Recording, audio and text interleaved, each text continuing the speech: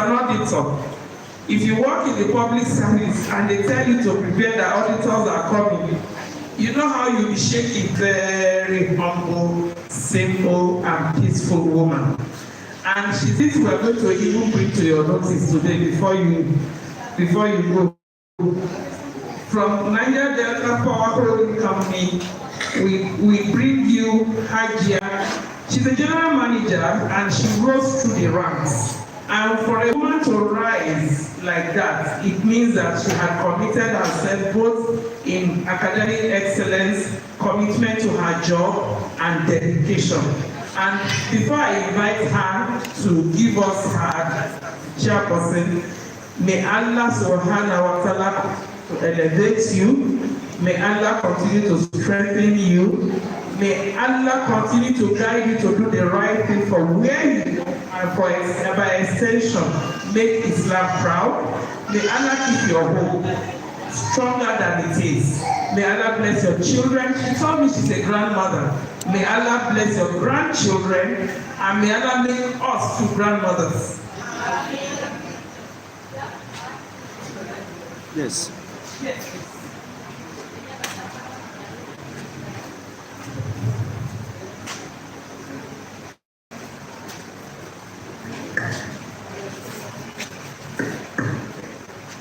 أعوذ بالله من الشيطان الرجيم بسم الله الرحمن الرحيم السلام عليكم ورحمة الله تعالى وبركاته.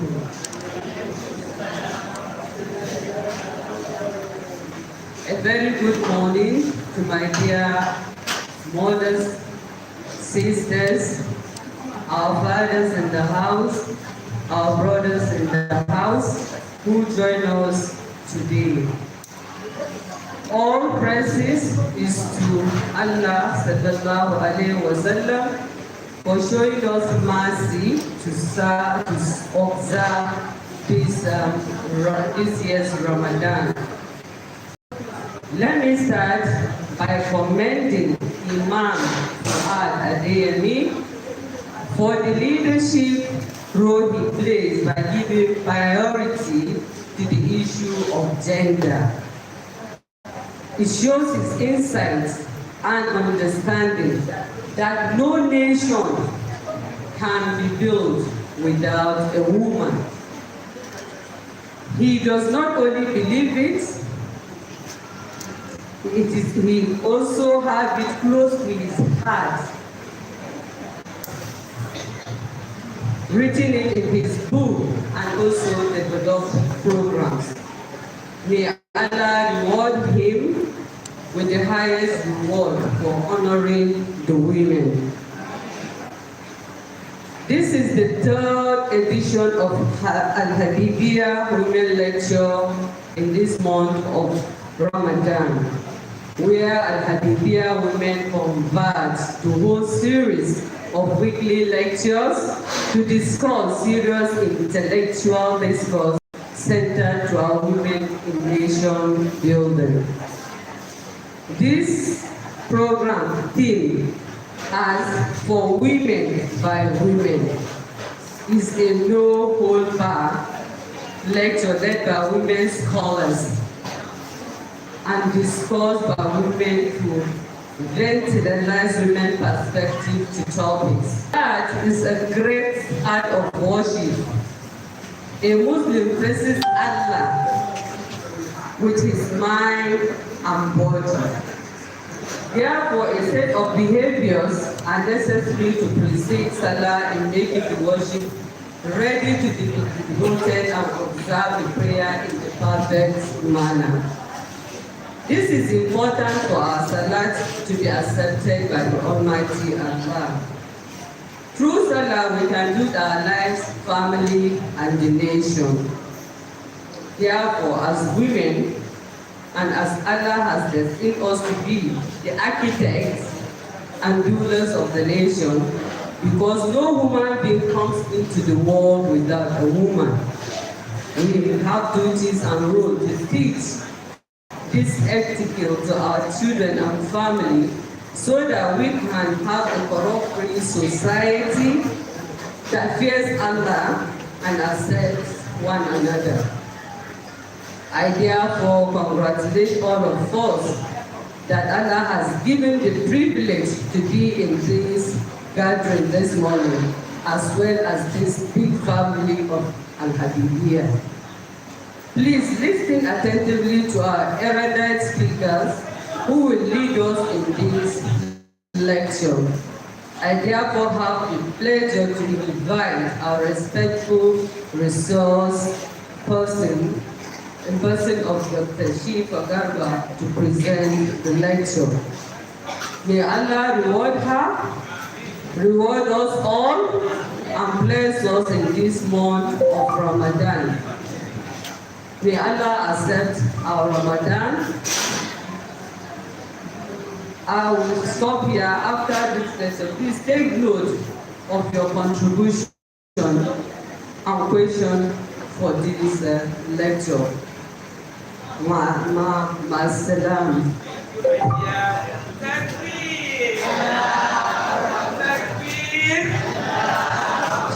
Said it more slowly. She has actually invited the resource person, so there is nothing for me to say after she has invited the resource person. While the resource person is coming up, I can see a lot of our mothers are here. Dr. Haja Awobajo is here, and Auntie Salah is here, Haja Isha is here, Haja Habiba is here, Auntie Asisa is here. Okay. Auntie Salah, I mentioned your name. They said I should call you. Oh yeah, come.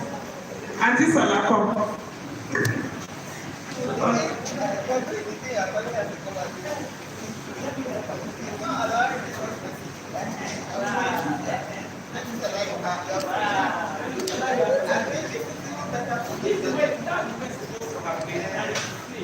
Yes. Auntie Salah, you are free. Our resource person, please come over. We will do some other housekeeping, finish the lecture.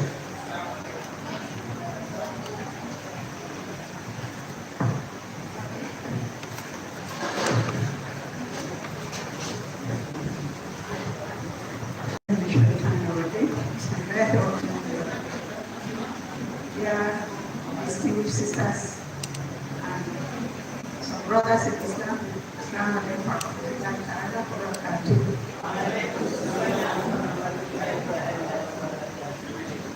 Alhamdulillah, ashukuru ya Rabbi kwa amantu billahi ta'ala wa atubu ilayhi wa ashhadu an la ilaha illa anta. We thank Almighty Allah that brought us here, praising Him and revert for witnessing this glorious month of Ramadan. We good may He sustain us through it, and may He grant us continuous good health and long life and prosperity to serve Him. Worthy worship to Him. We praise Almighty Allah subhanahu wa ta'ala,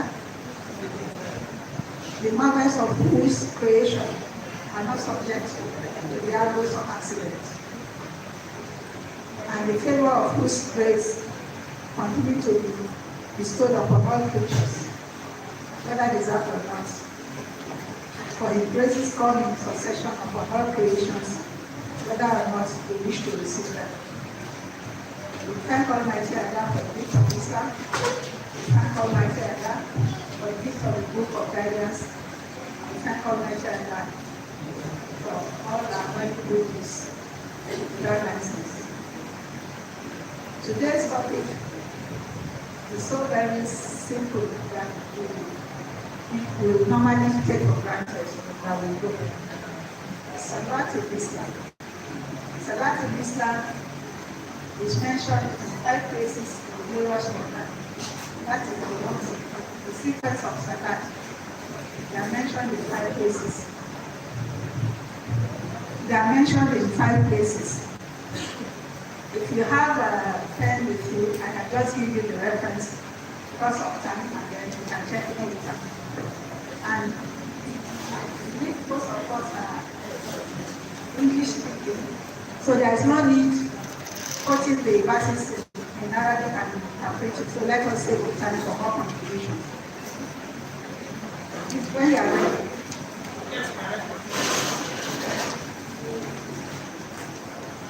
So we have different types of salat in Islam. The major ones that concern us on a daily basis are the 5 daily prayers, or the 5-fold prayers, which we can find in Quran, verse 11, Surah 11, verse 114. That is Surah 11, verse 114. Then Surah Israel. Surah is Surah 17, verse 78. Surah Israel. And Surah Taha, that is Surah 20, verse 130. Surah Taha, verse 130, that is Surah 20. Surah Ghafir is Surah 40, verse 55. And we have Surah Qaf, that is Surah 50, verses 41 to 42. So we have mentioned Surah Hud, Surah Israel. Well, where I get here today to do, because the more pious one is, the more light one flows on the way and the path of the person in every day life. We have seen ourselves women, first as daughters, like our 12 children that came here to recite. We have seen ourselves as sisters to brothers, and some brothers go, when they marry, they want to see the sister. They have a tone in their wives. And we have seen ourselves as mothers, where our children are also hoping that whenever they go out, every woman they meet should act as a mother to them. We have seen ourselves as the mother of faith. This is the woman created by Almighty Allah, subhanahu wa ta'ala, given reference by Almighty Allah, because we are specially mentioned in the glorious Quran many more times than men. There's Surah Al-Maryam, there's Surah Al-Nisa. This is Surah on men in the glorious Quran. Almighty Allah gives special mention to women. And of course, we have the idea that if somebody has 3 daughters and is able to raise them well, they are in the path of paradise. So this shows how much Almighty Allah respects and loves women. When we talk of etiquette of Salat, Islam, there are 5 things. Usually, they are taken for granted.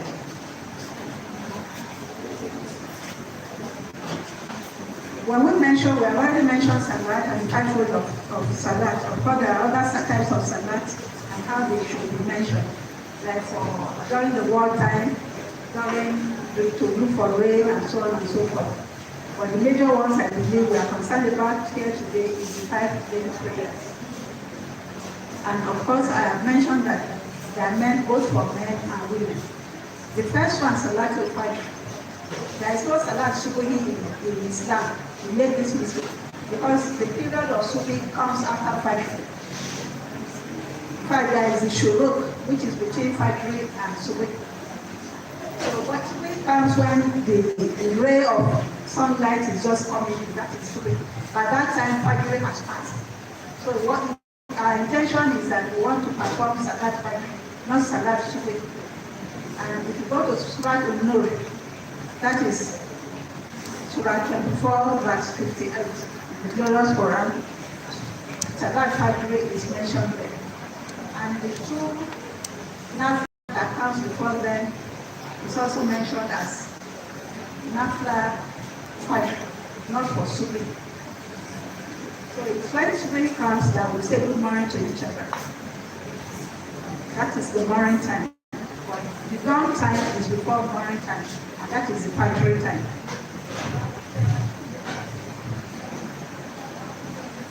So we have seen how Asra Hawa was the springboard for the nucleus family, which leads to society, leads to community, leads to states, leads to nations, and leads to the whole world. It all is the are the platform of women. And that's why Almighty Allah respects women so very much. We are very important. Very bad. Three major things that we look at for in prayer. We do it with modesty. Modesty to show in our appearance. We come to that. Respect for Islamic values. And also obedience to Almighty Allah, who says we should pray and how should we appear to pray. So these three things are important when one wants to go and pray. Obedience to Allah, respect for Islamic values, and modesty in prayer. And for obedience to Allah, of course, He said He created us for no other reason except to worship. So that is the first obedience. We should always remember that. When we hear called to prayer, we should remember that it is Almighty Allah that we are being called to come and obey. Because He said He created us for no other reason except to worship Him. And respect for Islamic values, lots of values. Some who are even non-Muslims take it for granted. When you say, please, let us take a break when we are in a conference or seminar or so on, to go and pray, they say, it's just 5 minutes. This is what they tell us. And we tell them 5 minutes is not enough, because number one, cleanliness is part of deen. We need to probably refresh it, because maybe you're sitting down for long, or you're praying, you want to go to the toilet, you need to perform ablution. Each ablution you perform is a means of holiness and cleanliness. You wash your hand, and maybe you can touch something that is not clean or is halal. You wash your mouth because you don't know what you have said. You wash your nose because you have probably entered somewhere where they have said. You wash your hand up to the palm because maybe they were slightly exposed to this type of haram. You wash your head because that is what you use in thinking and what you recite when you go to Almighty Allah. You wash your ears because you don't know what you have had. That is not of Islam, it's not of God. Of course, you wash your feet that you use is stepping into the prayer place to respect for Almighty Allah. So there is a purpose for ablution in Islam, which is starting in every other religion. So we should take our mission very, very carefully and do it well, and also make it as a source of clean preparation for Salat. So when we want to approach prayer, we notice that in Islam there is separation not just in those but in gender. Let me use that word gender. In the time of Rasulullah Sallallahu Alaihi Wasallam, we don't have high marble walls as we have today, demarcating where women stay and where men stay. Because even the women are supposed to see the imam or recognize that the imam is over there. So the bar is enough. Because the men are in front, they know that if they look backwards and that is on, the prayer is already spoiled. So there's no need building high walls. Then there are some places you go to and they tell you that front row is not allowed because it's too close to where the men are. Meanwhile, most of those places are upstairs. Even if they are downstairs, you are supposed to occupy the front row, because if you don't occupy any row in Islam, Shaitan occupies it. That's what is said in the Hadith. So the front row is very important, aside from the benefits in it. It has blessings to be on the front row in prayer. So don't leave front row, don't leave any gap. If you go to the Beit al-Haram, you won't see any row left. It's not because of the congregation. Even when there is less crowd there, you won't see any front row left. Because they are aware front row is very important. Shaitan comes in there and stands between the person and Almighty Allah in prayer, because it's not occupied. And if you have more than 2 people, or even 2 people, there is a space for the 2 people in that row. Please occupy it. Don't say because it's not enough. People will say it's not enough for the staff. But if it is more than 1 person, it's enough for the staff. So let us know how to occupy space. That is part of it in Salat. And when we are doing the Salat, some out of eagerness or enthusiasm for Salat, do things preceding the imam. What do I mean by this? The imam is doing ruku. Maybe they believe the imam is not fast enough. They say, Subhanallah, Rabbi al-Azim, Rabbi Handi. And then they are free to see them rising. Then when they rise, the imam is going to do sujood. When the imam does sujood, they also raise up before the imam. This happens. All this spoiled prayer. Even if you think the imam is slower than the one you are used to, as far as that prayer is concerned, he is a leader. So one has to respect what he does.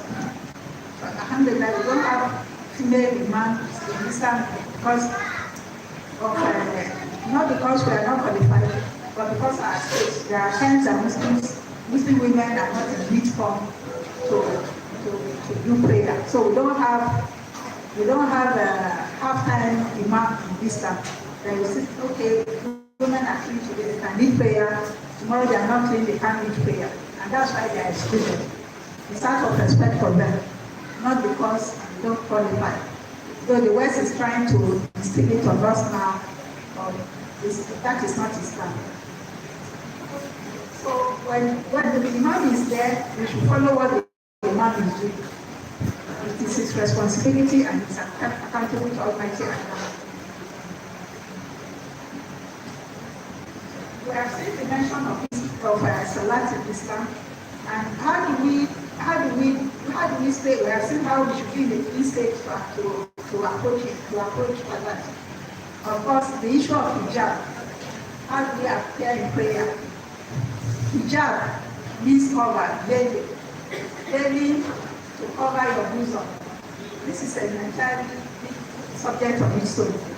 But essentially, when we talk of hijab, when it's only your face and your hands show you, and they are not wearing, doing the hijab is like after, the dress is not too tight fitting, that when you bend down, the whole dress flies up at the back, showing all your legs up to the thigh, or you have split skirts, showing your body. And you also are not able to stand up or get up quickly. If your dress is relaxed on you, and you are covered up to your bosom, and up to the feet level, all your hands up to this level, your head up to face level are covered. That is hijab in Islam. In the 90s, when hijab became the rule, there are some pronouncement by some madams, sheikhs. It has to be certain color. It has to strip the ground. Strip the ground, okay, but not in a place like Nigeria where you see drunkards jubilating all over the place. If your dress touches it, it's dirty. Then you approach Salat with it. And what do you have? You'll be wondering if Almighty Allah has said the Salat. There is a hadith, what you practice, that says, there was a man that was so desperate, year in, year out, was praying to Almighty Allah. I was asking, petitioning Allah why his prayers were not answered. Then the answer came one day, that this is a man that his earnings were haram. The food he intake was haram. The clothes he wear was haram. The clothes he wore was dirty and not approachable to Salat. And lots of mention his drinks haram. So where will the starting point be for to answer his prayer? So we should guide this. If you wear clothes that are quite long, when you notice that where you are is not Islam compliant, try to raise it before you go there. It's very important. And when you wear your hijab, it doesn't have to be very, very long. If you can comply with it, okay. It depends on the size you want. But once it covers your bosom, that's what Almighty Allah indicates in the Glorious Quran. So don't condemn those that you see with hijab halfway, or they enter the mosque and their neck is showing, their hair is showing, and so on, and you think you should condemn them. Instead, put them right. If you have a veil, extra veil, cover their head while they are praying. That way they learn better than condemning them. So hijab, of course, is for both men and women. Lowering gaze is part of hijab in Islam. and also not talking during the Sabbath. We come to that one. Because there are a series of things we observe, especially during Juma prayer, most of our Juma mosques. There's a lot of distraction. What do I mean by distraction? People come in with a lot of ornaments that make noise. That's some mango when they want to do takbir, dogs that make staging. Then they come with 4 handsets. Some, when the Uber is on, they use the handset or when they can take it. So we want, inshallah, in one of our lecture series, to organize a lecture on the essence of Juma prayer. It's a whole big topic on its own. Some people will come for Juma prayer, not actually having the Juma prayer, not having the blessings of the Juma prayer because of these little mistakes. So we should make sure that we don't cause distraction.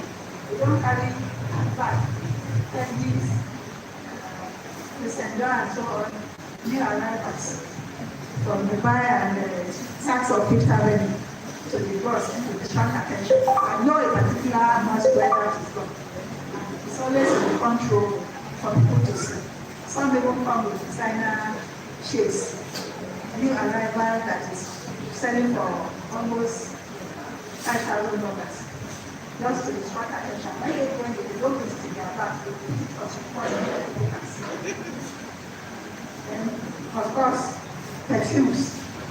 We can use maybe our hair shampoo because we wash hair, get ready for Juma prayer. So it has to be very light scent that won't distract attention. We talk of bags, we talk of slit dresses. Don't say because it's in fashion. You are used to that because I thought of when you bend down to pray. Or you are used to it. And the hijab flows, flies up with it. And the slit is straight. What do you do about it? Then, of course, this idea of I pass my labor kind of thing, some people bring brand new carpet, a new one from the Hilton in Makkah to come and show that they are very trendy. So even when the carpet is clean and they put that carpet, they are looking at the labor, whether the feet is clean enough to come near them in prayer. Usually when you see those kind of people, just hold their carpet for them. It's very easy. So that they don't distract their attention from prayer. And then there is this other habit. After the mass, because the salama and the prayer is completed. Zikri is highly recommended in Islam for any prayer. We start with the La ilaha illa anta Allahumma anta salam wa minka salam and so on. La ilaha illa anta la sharika laka wa mulku wa hamdu wa ala kulli shay'in qadir. Alhamdulillah wa alhamdulillah la ilaha illa anta wallahu akbar wa la hawla wa la quwwata illa billah. Allahu akbar, Allahu akbar, Allahu akbar, la ilaha illa Allahu akbar, Allahu akbar twice. Then we go to Subhanallah wa bihamdihi and then you go to AL-HABIBIYYAH to see. And it's praise Subhanallah, Alhamdulillah, Allahu Akbar. When you finish doing this, for some of us that have the habit of praying for the departed souls and loved ones, you now start praying for them. You pray for existing souls, including yourself and your loved ones. You pray for the souls that are yet to come, that you wish that Almighty Allah guide you to the fold of Islam. Especially when you see children in this social media reciting the Quran, doing extra things that are so worthy of Islam. You pray that Almighty Allah should give Islam many more of those. Pray for them. But when you are doing this prayer, you are still very much in front of Allah. You see your neighbor that just immediately after Salama wants to go out. Then she just come and say Assalamu alaikum. And distracting your attention that you must bring your hand and let her shake at all times. This is distracting prayer. Whoever wants to do that should just go by the door, not by the door. When anybody is going out, shake hands and do salam. And some people belief, also some habits in Nigeria here that after Juma prayer, there is nafla. It's not written, there is no hadith to support it. There is nothing in Sunnah or Quran to support this. And there is even no nafla after Juma unless you miss the two nafla before Juma prayer. Because Juma prayer itself is nafla. And to go for Juma prayer is highly recommended in Islam. There is a whole chapter on Juma prayer, both for men and for women. Leave what you are doing, attend to Juma prayer. I'll tell you one fact today. There is no Salah Zohre on Juma prayer, on Juma day. You can't stand up and say you are doing Salah Zohre because it's not there. It's only Salah Juma that we have during the normal time for Zohre prayer that we know. So Juma prayer, please let's not joke with it. Aside from the blessings, we are complying with the content of Islam and the content of the glorious Quran. Please, when we are going, let us encourage our children, our friends, and our neighbors that are Muslims to go with us. Those two rakahs are very important. The Utbah is part of it. So go early, listen to the Utbah, and then go to Salat. Very, very important. There is no Zohar prayer on Juma day. We've done the shaking of hands, we've done recitation, and we recite aloud. When we recite aloud, it is allowed in Islam for the regular prayers where the loud recitations are allowed. That is for Salat Fajr and for Salat Fajr, the first two rakas, and for the first two rakas is Salat Isha. But every other one is silent. And whether you are man or woman, you are allowed to recite this aloud. Don't say because you are a woman, you must recite quietly. If all my prayer says recite aloud, your tone might be softer than that of men, but make sure when they say recite aloud that it is audible even to your own voice. And of course, we know when to leave Salat. When we are just a group of women and we are all praying together, we are allowed to lead. One of us is allowed to lead prayer, but not in the position of hand in front. Just step up a bit from the rope and then lead the prayer. And of course, if you have new converts and you want to teach them how to pray, as women, you can lead prayer and lead them on and on until they know how to pray and join the congregation.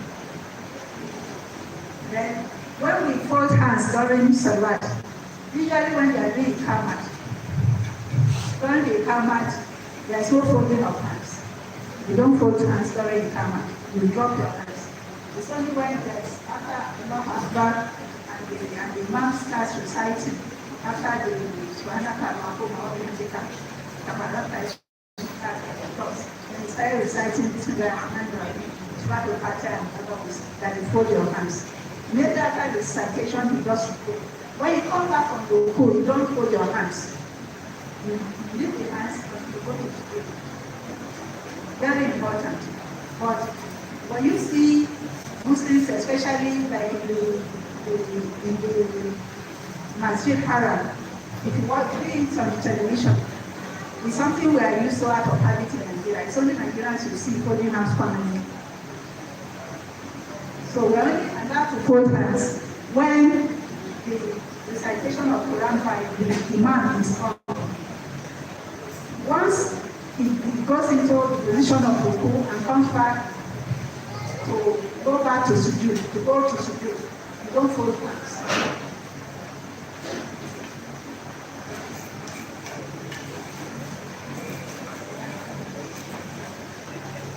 Then we have another practice. After Salama, people kneel down and bend down as if they are kneeling down to pray. To say to Almighty Allah. Almighty Allah enjoins us to sit down. After Salama, you sit down to do your supplication to the Almighty Allah.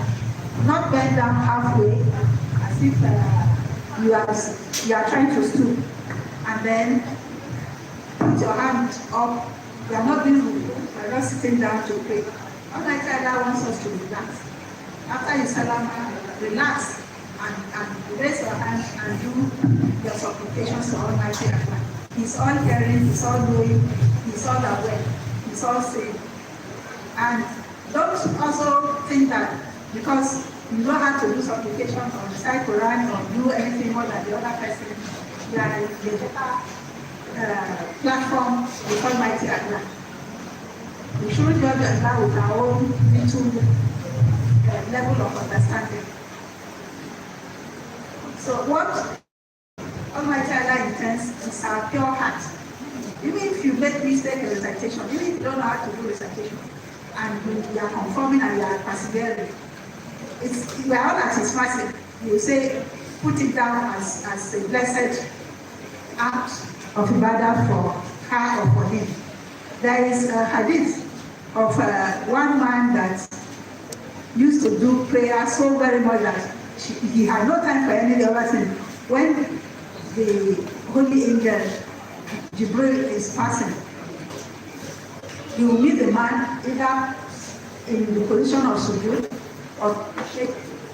or reading the glorious Quran in a secluded area. This is what he did the whole of his life. Almighty Allah now called the man back. And the man said, okay, we all know the 7 levels of Jannah. We all know the 7 levels of Jannah. Okay, alhamdulillah. Okay, so the 7 levels of Jannah, we have, of course, Jannah to Firdaus that we all pray for. That's the highest level. Then we have the Jannah to Mawa. Mawa, not Marwa, Mawa. It's in the Quran, Mawa. Then we have Jannah to Na'im.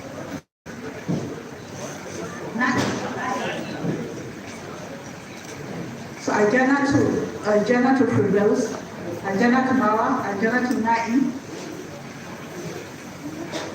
Jannah to Adni.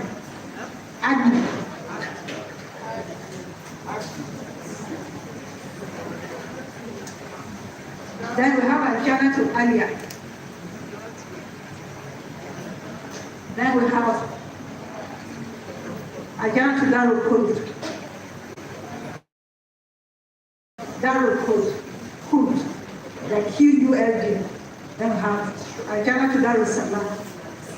So those are the 7 Jannah that we have in 7 levels, depending on your act of first class, second class, third class, pass. May Almighty Allah grant us first class, inshallah. And then, of course, before you even get to all of this, you need to pass through the gates. The gates of Jannah. There are 8 of them. Gates of Jannah, depending on your activity in life. And these gates of Jannah, for those of us that need to be reminded, the first one is Salat, Babu Salat. So we need to because Almighty Allah sent us only for worship. So your nafla, your daily Salat, the Salat during each prayer, the Salat for rain, for anything at all, for your children to do well in school, for yourself, for your elevation, for tahajjud, for qiyamul layl, Salat. That is the first one. And the second one is Babu Jihad. Babu Jihad, you don't need to go with arms and cutlasses. I'll give you one simple example that we take for granted. This last election, there was a very big act of jihad. Who would think that with all the pressure the Muslims or Islam is going through in this nation, especially those from the northern part, you know who non-Muslims are there and what they can do. That despite to choose Christian as their governor and Christian as the running mate. To do it, I choose to do this. Not one of the imams that we do, not the best of sheikhs in Islam. And this is why I'm saying that whoever you are, Almighty Allah knows who you are. It's all hearing, it's all knowing, it's all seeing, and knows what blessings he has put in each person. He did not choose the best of imams. He did not choose the best of sheikhs. He did not choose the best of people with beard. He did not choose the best of people with turban. He chose a simple, poor slave of his. And yet this is a big jihad. So this is Babu Jihad, the second gate in Jannah.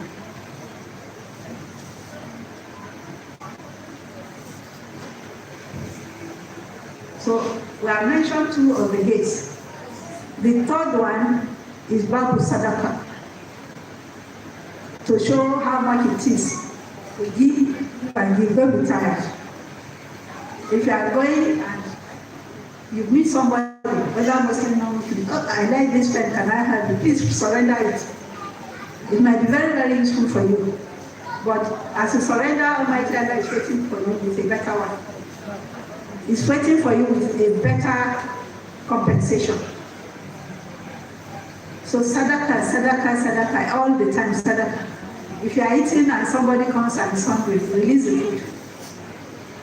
Sadaqah is part of us. It should run through our veins.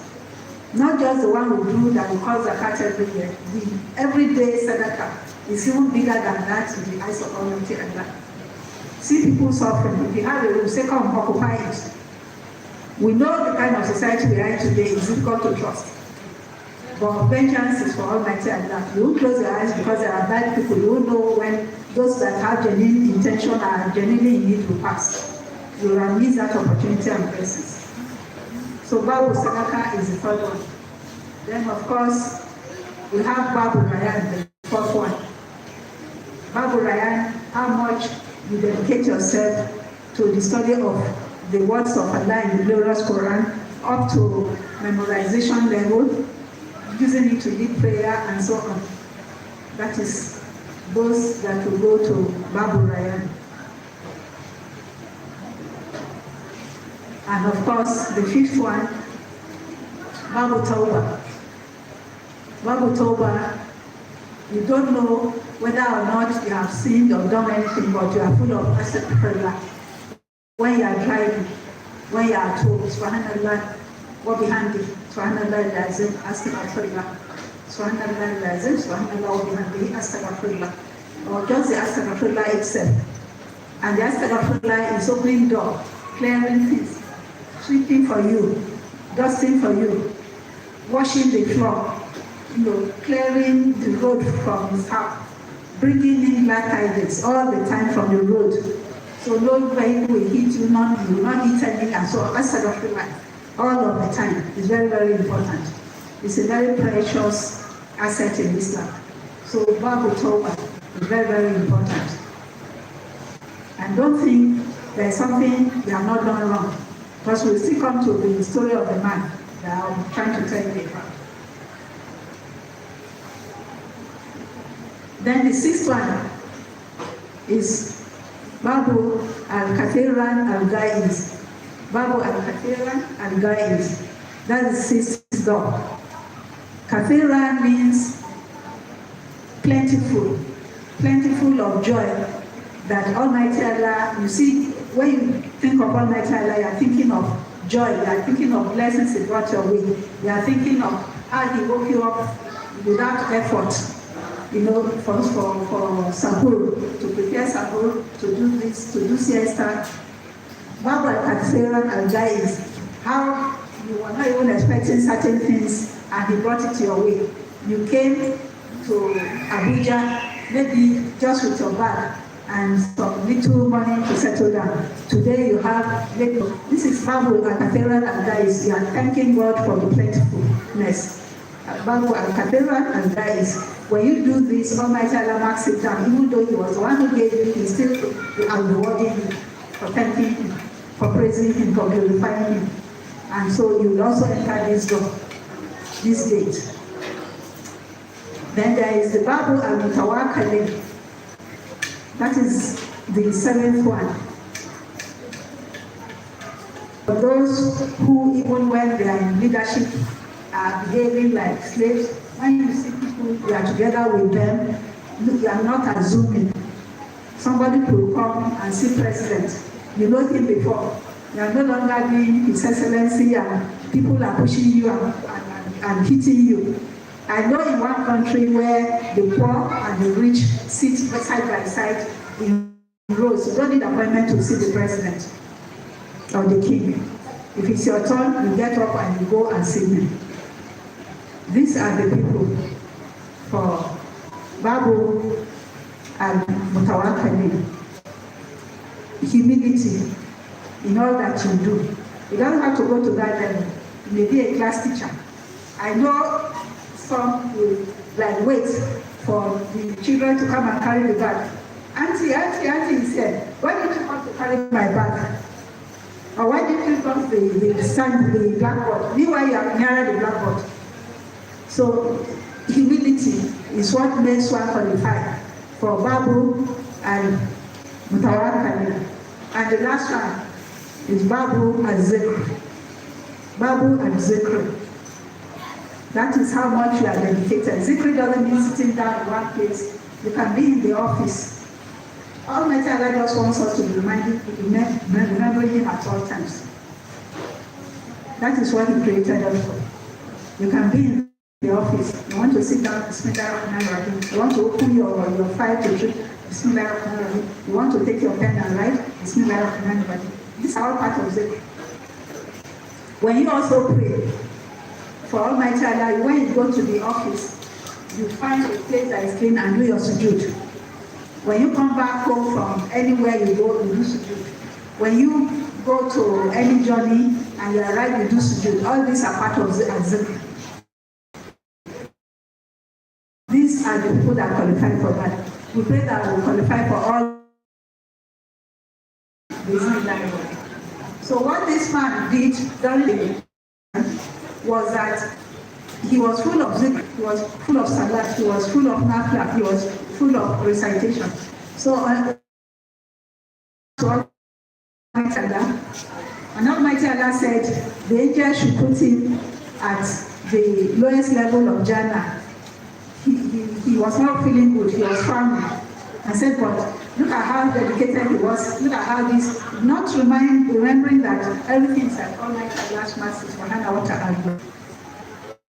He was seeing everything from his own perspective, that he has done the best of things in the world and was qualified at all of this. The Almighty Allah said, okay, bring him back, let's talk. And let's see, when we finish talking, whether he will even qualify for that lowest level or he will qualify for Astaghfirullah, the Jahannam. So Almighty Allah showed him his video. The CCTV that is in Northern before you are conceived. That is there, nobody can delete it, it doesn't get corrupt, it doesn't get stolen, nobody can destroy it. So all of these signs that Almighty Allah is showing us, the discoveries that we are doing today, there is camera, there is video, there is CCTV, it's just to remind us of what we are going to confront and what is. We see so much information, one thing called flash drive. Our own records of this, from the time of conception, from the time our mothers and fathers met and conceived us, this is something that maybe is less than a pinhead. And yet, of what we do. Men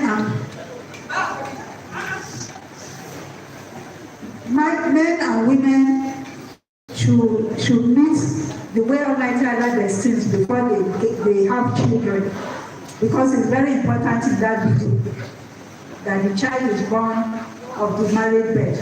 It will be cautious. And we should also hasten when they say they got somebody they want to marry, and we know that it's good for them to hasten the marriage because it's part of that video. So these are the man that was not showing his video on CCTV did not say. Lots and lots of things did not touch. His mouth said what he showed was not complete. His dress that he wore, what some of them got from haram source. And Almighty Allah says, now tell me, when he now started begging for that lowest level of Jannah, when he saw that the mark, he didn't meet the pass mark, despite all of his dedication on earth. So let's not judge others, let's not judge ourselves. Let's just devote ourselves to Almighty Allah and pray that we do things that is pleasing to Him and beneficial for us. very, very important in Islam. Because there was a little boy who came to do tahajjud, and they called to prayer after the sahur was on, and the boy was still managing with bread and coke that he got up to when the as-salatu was hot. So instead of his friends or the boys around him to stop him, they were making fun of him. Wallahi, astaghfirullah. Because of that making fun of him, Almighty Allah will accept his own fasting for that day and pledge their own views. So let's not judge others. If we say anything, if we want to look down on others, let's look down on others with the intention to uplift them. Very important in life that we lead each other team by team, hand by hand, because it is a religion that does not know tribe or race or ethnic group or any form of dressing that is not Islamic. Before we got to this stage, we had our own parents, our mothers. They dressed in conformity. They dressed with their bubaks and their wrappers and their hair ties, very free, and that makes them move freely to worship. And yet, men with hijab that the whole bust is showing, because they said it's a cliche. Men should see them, otherwise they will not admire them. A man that does not admire your own character and habit is seen only face. What if the face wears down? The man will still go back and look at another face. But if it's your character, if the dependable pass, anything strategic without consulting him. Hand in hand, we build the pillar of Islam. So this is the heart that we're just in Nigeria. Let all of us, at our own stage, wherever we are, improve on it. Because let him be a good source of records of deeds for us with our good deeds in the day of judgment. Let us receive our good deeds from the records of deeds recorded in the beginning, from the right hand. They will be disqualified from records of deeds preserved in the sijil received from the back. May Almighty Allah help us and our departed loved ones, those we pray for here, those who are no more, all over the world, those who have been persecuted, all out of sheer hatred for Islam. May Almighty Allah bless their souls. Those who died in earthquake and earth tremor, the holy cause of Masjid Al-Aqsa. May Almighty Allah grant them victory over their enemies and grant Islam victory over their enemies and expand the light and sphere of Islam through each and every one of us. May Almighty Allah guide us aright, open to this huge prosperity for us, good health and long life, and totality of goodness and glad tidings for each one of us. Assalamu alaikum wa rahmatullahi wa barakatuh. Rahmatullahi wa barakatuh. Takbir. Takbir. I came here to, typically when we come here with 8 questions. Hajia, I have at least 8 questions. Because what you did in this lecture was to challenge everything I have always known and done. Everything about Salat that I do is what you challenged. And I'm going to come back with questions. We didn't do a proper introduction of the guest speaker, but she, through her lecture, used herself as a scholar. She is a scholar of repute. When she was beginning, she asked us, that's a scholar. She gave us verses of Quran that we should go back, read and reflect on. That's a scholar. This woman has, before now, published several books. One which is relevant to what we are doing here today is mode of prayer in Islam. Can you now see that when she was talking with a lot of depth? We use evidence of proper research in what she delivered. This woman that just spoke with us in a very soft tone, her voice was so soft it was entering my medulla oblongata. Wallahi, it was entering my head and I was taking notes. This woman is a director at Zaman Services Islamic Research, and she worked for a long time in NNPC, occupying several positions. At some point, she was manager, tenders, and contract administration. And when I read through her CV, I saw that she was also disciplinary committee. For you to be in a disciplinary committee of an organization, it means you are not just a disciplined person for yourself, you also act with justice when matters come before you. That is the woman that just spoke with us. We thank you very, very much for the beautiful lecture you have given us. We thank you for telling us that there is nothing called Salatu Subuhi. I always call it Subuhi prayer.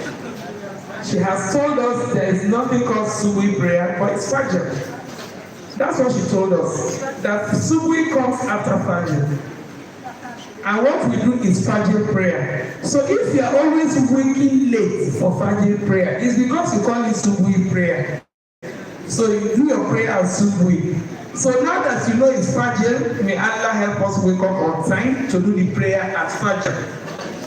She told us that about hijab and cleanliness. And when she was speaking about hijab, I remembered something we did some time ago, a long time ago in another mosque. Some ladies came in to pray, and some people wanted them out because they were not appropriately dressed. And somebody rose and asked them, are they coming to worship you from the house of Allah? And she has reiterated it today that we should not condemn others. Allow people to worship the way they know, and then you keep correcting. After all, even you are not doing it right. From what she has said, many of us have not been doing it right. Let me save the questions, Hajia, because I have 8 questions written there.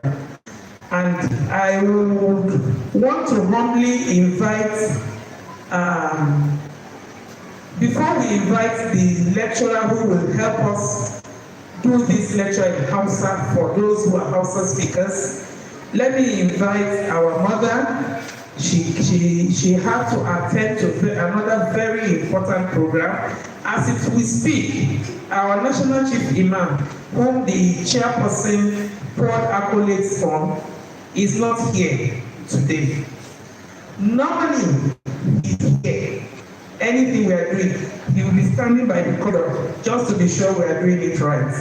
But a program is going on now on Sahur Live. It's taking place at the NAF Center as we speak. It's being transmitted live. That is why he's not here. But a message from him to us so that we don't feel lonely. We're already feeling cold that he's not here. His wife, Hajia Hawla's wife, is here with us, and she's going to give us a brief remark. Hajia, Assalamu alaikum, please come over. When you finish your remark, you take your seat on the high table. Yes. We have arrested you, we won't let you go.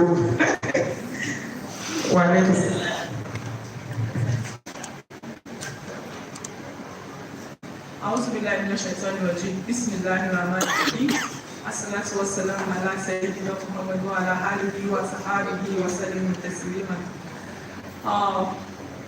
All praises, adorations to Almighty Allah. I want to stand on the existing protocol and I want to apologize for coming late. The person who I'm here to deliver his remark is not a late coming person. For me, you know, forgive me.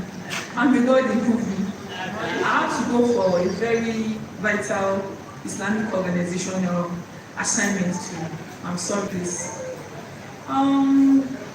Ramadan, a season of self-reappraisal, a season of self-reassessment, a season of training to ensure that by the time another Ramadan comes, we are better Muslims. May Allah make it so for us. May Almighty Allah accept all we do as an act of ibadah, and may we all continue to grow in the spirit of today's lecture goes a long way in everybody's life. Even Salat starts from your intention to do prayers. Salat contains your alwala, your ablution, and so many other things we plant so much that sometimes we believe we're doing it right. But from this lecture we plant, just like emphatically on observing Nafila after Jumat. I do it, and I think I was right. I've been doing it from the period my late father's mom was alive. Anytime she took us to the mosque, Mama would stand up after Jumat and she would do Nafila. So how the children and the grandchildren, I'll need to pass the message across to them. I need to get facts to substantiate it for them so that they'll not be saying, Auntie, you're wrong. And I'm sure some of us too are. Because may Allah help us, may Allah increase us in iman, may Allah give us the spirit to be able to learn and to improve. Any message that we get here that has improved us in one way or the other, let's try as much as we can in a very soft tone manner, the way she delivered it, to send it out, to tell others, please. Allah will reward us too. Assalamu alaikum warahmatullahi wabarakatuh. Thank you so much, our mother. Please have your feet on the high table.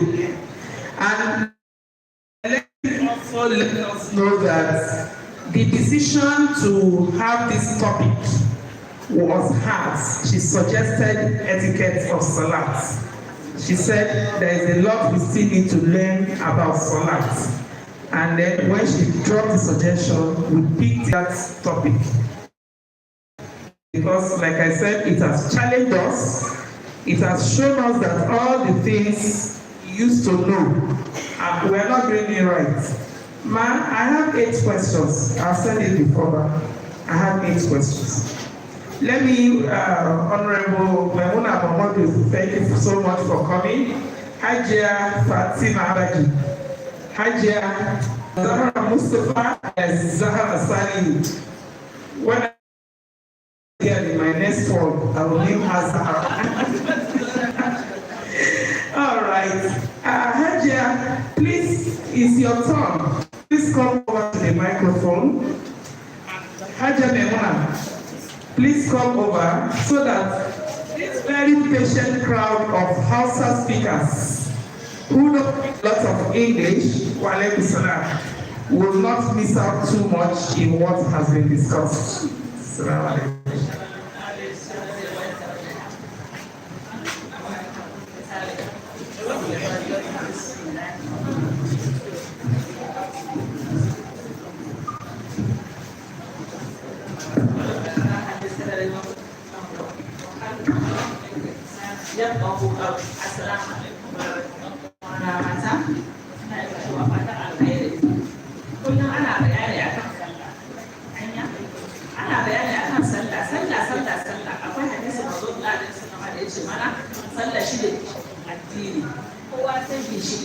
ginshiki abu ne mai ƙarfi saboda ranar gobe kiyama ko wata ba kuma komai aikin sallah ba a dubawa idan sallah ta yi kyau alhamdulillah in an samu akasi ba a fatan haka Allah ya kiyaye ko lokaci za a ce mana dai sallah dai don sallah take gyara mu da mu da kayukan mu da sauran al'umma mu da sauransu daga alwala daga tsarki sallah take farawa yawancin muna barin sallar mu a wurin alwala ne muna barin ko ina muna kokarin a gyara sa saboda gyaran kanmu shi Allah subhanahu wa ta'ala in mun yi mishi mun yi ma mai abu da ya ba mu ka rasa ma kanmu shi sa kuma an ga da duniya ya ga da mutum da shi ka amma mutum kan da ya'ya da sauransu dan haka ko Allah ke fara yin sallah ya sallah idan ka yi sa akwai da ita da ce maka kai san kai albarka ne kyau kuma kai sallar ka ne kyau so duk zurfin da ke tsakanin kowace sallah Allah iya yafe maka shi so a idan muke ban ayyuka ma wurin sallah saboda zuciya ba ta gyaruwa ne da ambatan Allah shi sallah shi da ambatan Allah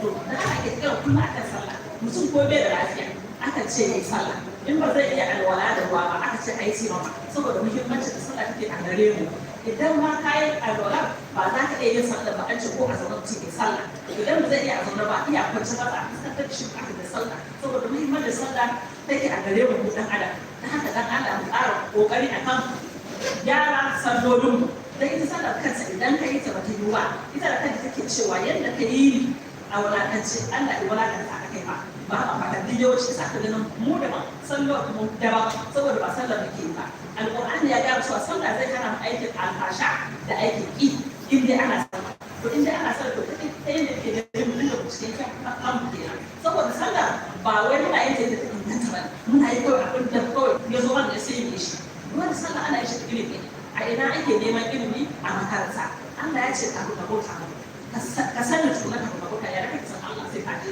ka ne sani akwai malamai da yawa maza da mata wanda ka da ka so koyi sallah saboda su ne su koya a gare ku saboda haka kullum ake magana a kan sallah saboda mutum sallah dan haka Allah ya ƙara ɗaukaka mu akan ibadun na sallah bayan zakatun ayi sallah an yi alwala wajen sallah sutura shi Allah baya duba kyawun mu domin shi ya kyawu Allah kuma baya duba kudin mu domin shi ya komi amma zuciya Allah yake aiki da shi sai ce mu gyara kanmu da sa sutura mu akwai inda hadisi ya ce mana mata mu musulmi mata su a duniya kurkukun mu ne saboda an ce akwai abin da ce kai akwai abin da ce kai to shi ne kurkukun ne abin da Allah ce ka kiyaye sai ka kiyaye abin da Allah ce kai kai so biyo su a kan sa sutura muna da yawanci su sa sutura ko ita ce mutum sutura ita ce mutum sutura ake ibada da sauransu ko ya abin yana zuwa kan sallah a kan zuwa ya'yan sa sutura da sauransu duk da zaka je ka samu karbuwa a wajen Allah subhanahu wa ta'ala dama idan Allah ya soka kuma Allah shi da samu mutane da su soka ba za ka ce wani din da sai an so sa'a ka tsaya da ibada ba ka ce wani ibada ba kai kai a aikace shi idan ya gani in Allah ya dace shi ma zai yi abin da yake da aikace wani yana da sai ya yi ba da yadda zai ba da zai ji amma in Allah ya sa an kawo wannan guri ana yin fahimtar da juna ne kuma Allah ya ƙara da mu dan darajar mu da sallallahu alaihi wasallam bayan sallah ayyuka na alkhairi da ake kira mu akan sa kuma akwai da sai ce mana mu kawo da bakin cikin mu da damuwar mu akan sadaka ana kira mu da kira akan sallah don sallah ta farko shi sa ko ni ana yin bayani akan sallah sannan kuma aikin alkhairi yana nan da shi kuma sarka shi yana da shi sarka yana kushe kurakurai kamar yadda wani shuka duk wani kurakuran ka da izinin Allah saboda ba akwai na musamman da aka ce an tana ta musamman wanda ba da shi wanda ya tabbas sarka da bane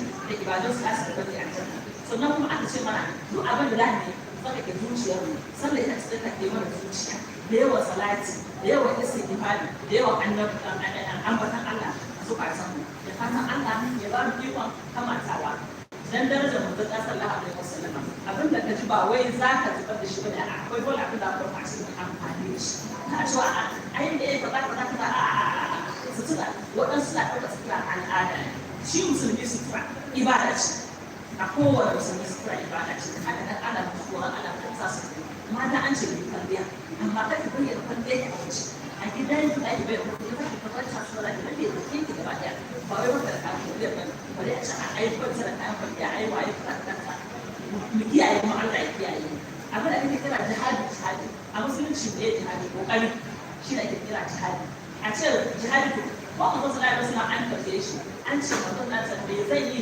wanda kiri ga wanda Allah ya sauƙaƙe masa wani amantu billahi ta ta yi magana su masa imu ka tsaya to ba tsayuwar kawai zami ba a ka tsayo a kai ibada shi ne tsayuwa to kuma san da nake shi ibadodi duka gaba ɗaya na haka Allah ya bani ikon kamantawa da sauransu assalamu alaikum ina ganin kamar a kuma kuna cewa a bayani da alhamdulillah da fata Allah ya yi da kowa gida lafiya da fatan Allah ya ƙara saka dukkan suke ɗaukar ɗawainiyar wannan abin da ake Allah ya ƙara buɗa musu. Dama shi Allah ya ce a hadisi Muhammad sallallahu alaihi wasallam ya ce wanda ya samar da guri da ake sanar Allah a gurin to Allah ya sauƙaƙa masa hanyar shiga aljanna da fatan Allah ya saka musu da gidan aljanna. Assalamu alaikum. Wa rahmatullahi ta'ala wa barakatuhu. Takbir. Alhamdulillah. So we have come to the point where we want to take questions and answers. So if you have a question, let me know so that I will bring the mic to you. Who has a question? Me, I have 8. I should keep it. What the high-tech hand is up. Hajia, I hope you have your biro and paper to write the questions. So what I'll do is I'll take 4 questions, she will respond, then we'll take another set. Assalamu alaikum wa rahmatullahi ta'ala wa barakatuh. Alhamdulillah, alhamdulillah, Rabbil Alameen. We thank Allah for making us Muslims, and we thank Allah for this special month. I want to thank our resource person for this important lecture. My question is, sometimes when we go to the mosque, especially during this Tarawih prayer, you see some women will just sit down. They'll wait, the man will have finished reciting Fatiha. He has recited another surah. When it's now time for Ruku, they will not get up. So I begin to ask myself, if you do not stand, you do not join in reciting the Fatiha, that's your rak'ah. Is it valid? That's my question. Thank you. Okay, thank you. My name is Maimuna Mohamadu. Is there any other question? Okay, let me go here. I have 8 questions, so, and none of you have asked my question yet. Assalamu alaikum warahmatullahi. Please, my question.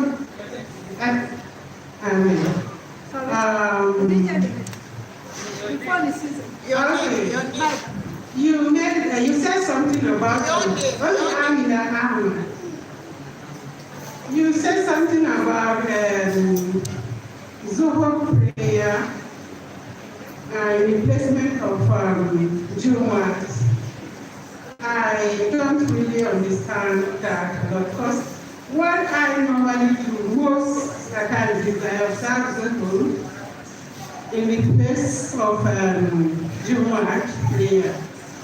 But I mean, I've had it in so many places that it's not too compulsory for a woman or a Muslim to go for Jumat service.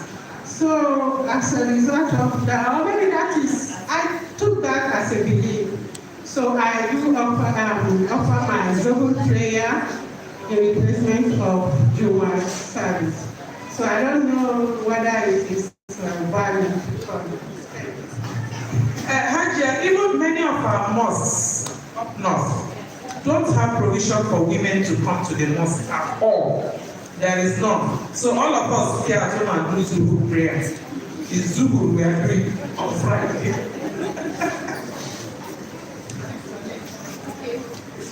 My name is Sarah Tolaiwola, and the first guest speaker, I want to appreciate you for all the topics, for throwing the light into the Sadat. The master of ceremony, I want to please ask for her name. That is the first question. I don't know her name, and it's very important we know her name, because she has really thrown light into the topic that is covering up. And people like us that Robati is not a easy one. Ma, I want you to please, ma, throw more light on that Zuhri prayer and Fujr prayer. It's confused, like me personally, it confused me a lot. I really get confused as a beginner. Fajr prayer, sorry. Doing prayer is a mistake one I don't get. And another thing I want to ask today, I lost a friend and we were in a teaching hospital and she was having a bad very. And when it was about to be able to come out to do the prayer, and it was an argument time because they were saying the women are not allowed to go to their night to pray. I don't know about it. That you can't go near, you can't join in praying for her. So when the line was made for people to pray, the women at the back, everybody started getting discouraged. So what is the right of Islam, a man, a Muslim man, when you lost a female person? Thank you. Thank you very, very much. My sister, ask for my name. The name of the lecturer, her name is Shifa Garba. She mentioned it earlier. And the confusion you have is not because, we're all confused. You understand? So it's not because you are, even those of us who are supposedly born into the religion, we don't have any advantage over the person who is converted if you don't learn. The only advantage you have, in Islam, the only person better than the next person is the knowledgeable one and the righteous one. So you don't know, not because you are a convert. Even me, I don't know.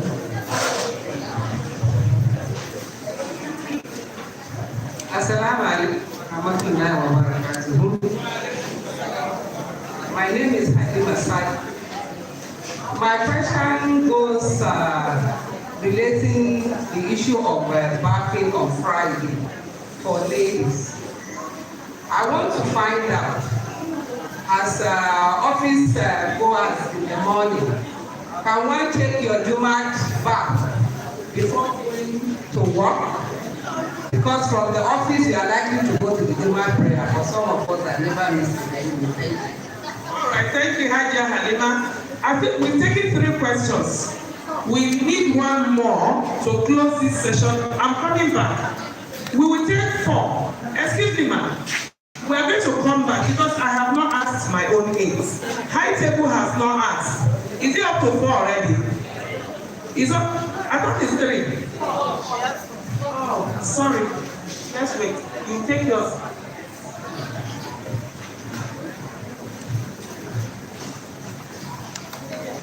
You can sit down, ma'am. You can sit down. You can sit down, but because of the camera. Thank you. You are not okay. It's the way you are handling it. Come and use the podium. Thank you, ma'am.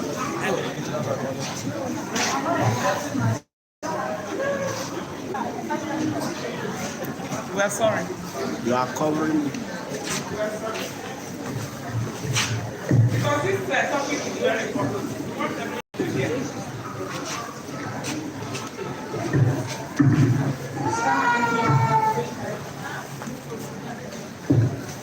Assalamualaikum warahmatullahi wabarakatuh. Wa alaikum salam. You take the response according to the sequence of the questions. First question by Sister Amina is on the Tarawih habits. Habits during Tarawih, which all of us have been observing. Can we stop prayer? They come praying the last 2 rakats, and they believe that once they are present in the prayer, they are covered. Whereas the minimum rakats for Tarawih is 10.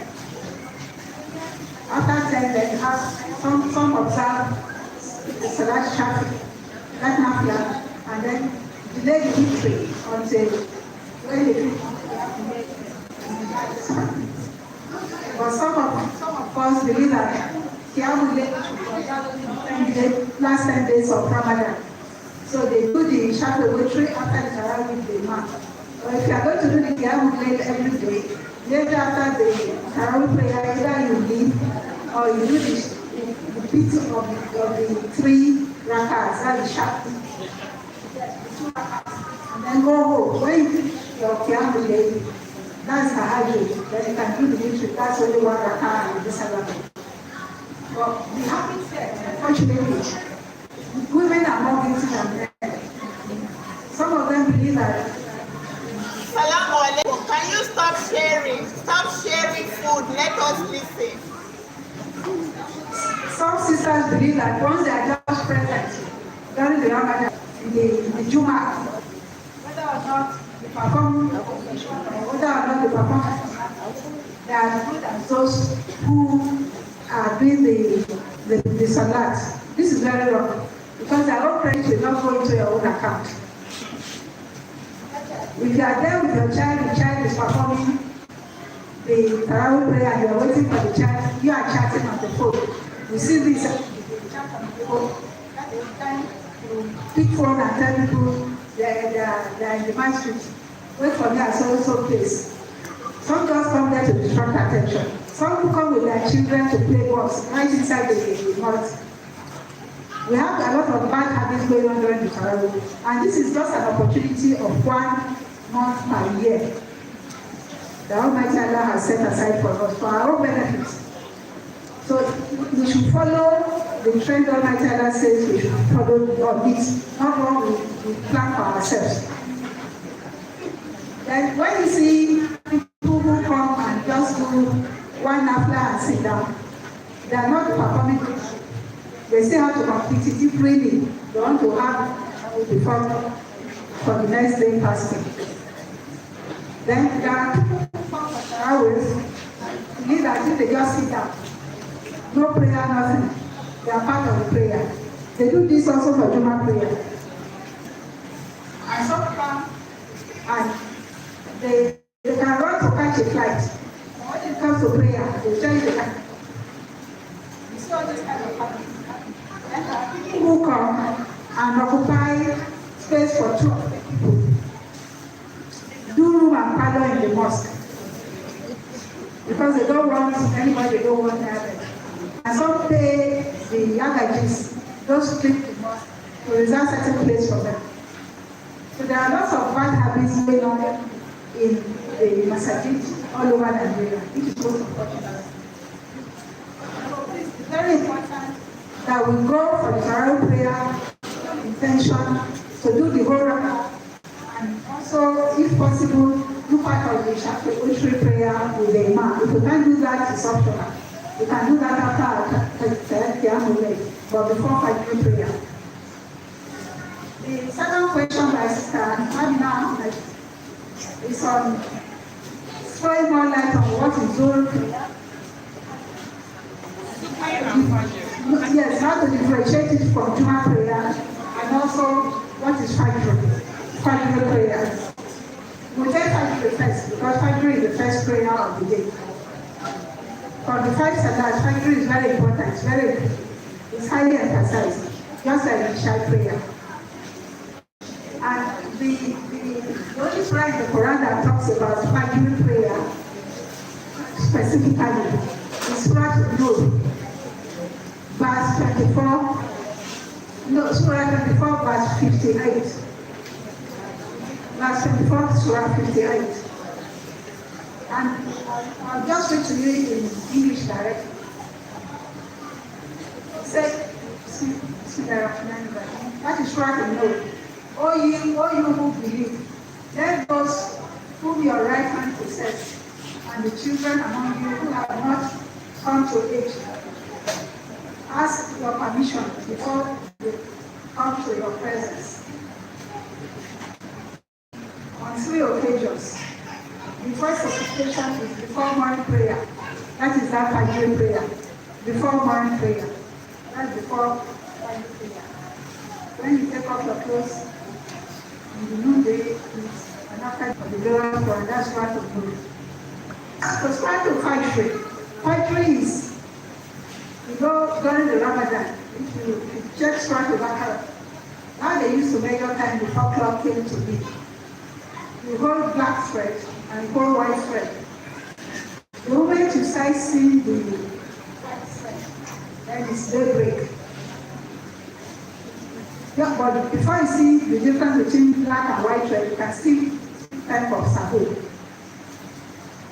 And this is just before the time for Fajr, when they call the last prayer, you do the Asibatu, and then you can go into Fajr prayer.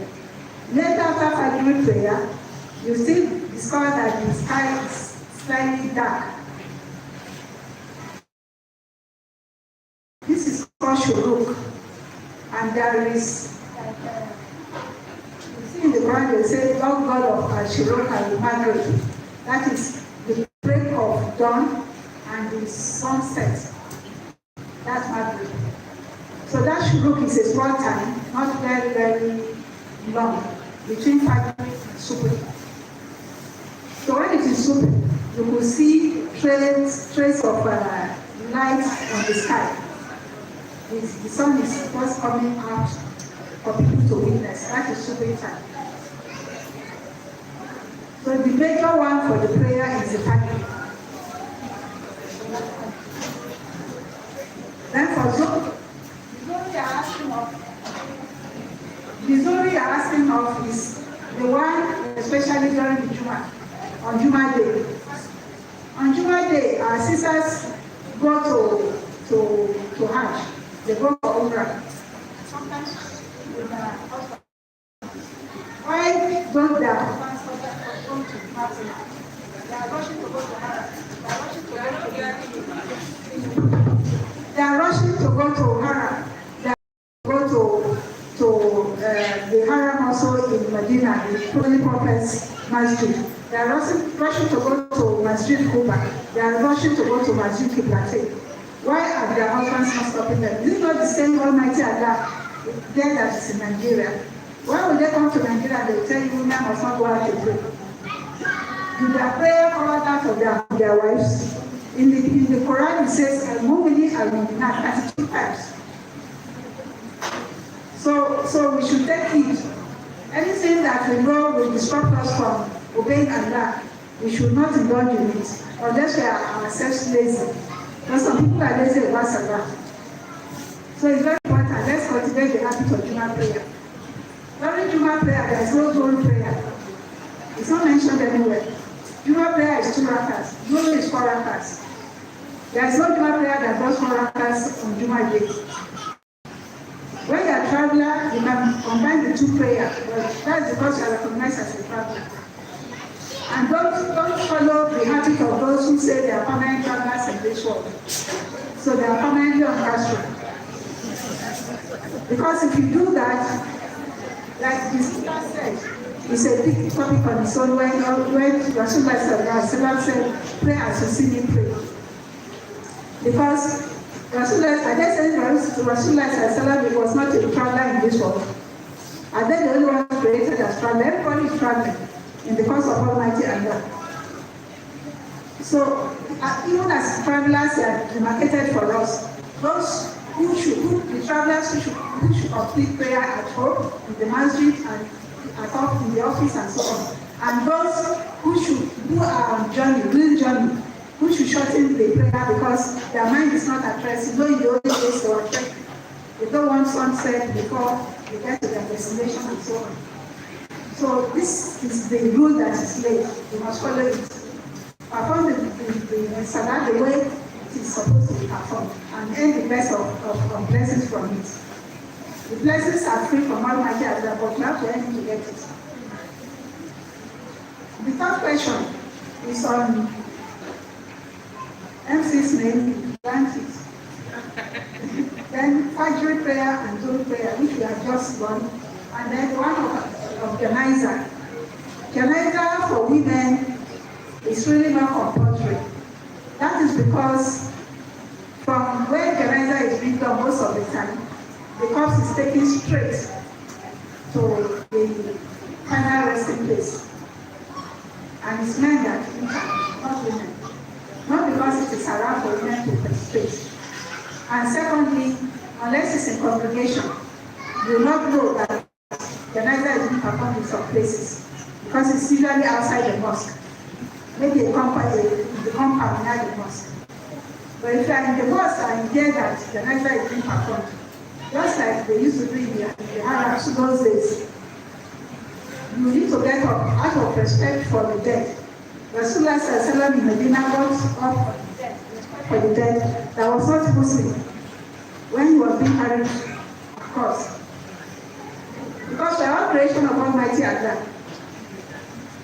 So it's very important. If you hear there's prayer correct and there's an opportunity to join the prayer.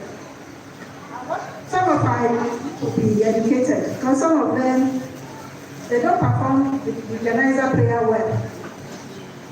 They do learn it. Some will do Assalamu alaikum to the right to the left.